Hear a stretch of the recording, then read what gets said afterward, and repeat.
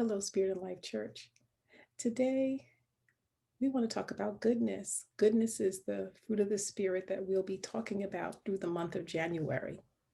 And when we think about God is good, and we think about those terms, we don't think of those terms in a human sense, where you may say, my friend is good, or that person did a good deed. But when we talk about God being good, we talk about God's sovereignty, God's omnipotence, all powerful, God's omniscient, all knowing, God omnipresent.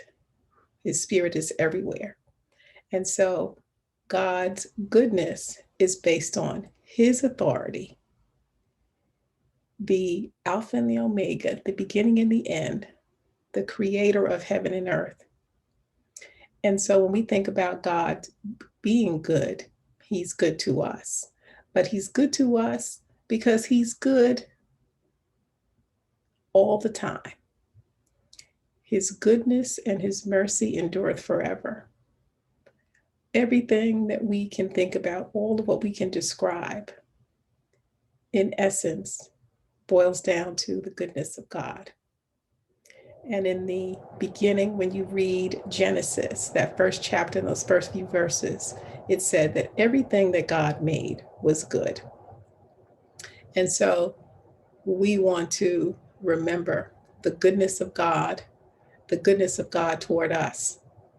And God's goodness is based on the universal understanding that God has the authority and the sovereignty and the power over heaven and earth.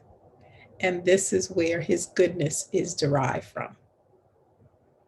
And so when we think about the goodness of the Lord, that God sees fit to be good to us in the small things and the large things, may we always be thankful for God's goodness toward us. That it's so important that God acknowledges us, and we're so grateful that he does. And in doing so, let's remember that God's goodness is shown toward us, but may we share God's goodness to others. We'll see you next time. Remember, the goodness of the Lord is based on his sovereignty, his power, his authority over heaven and earth, and of course, over all of creation, and that includes us. Be good and kind one to another. Remember, God's mercy and goodness endures forever. God bless you and take care.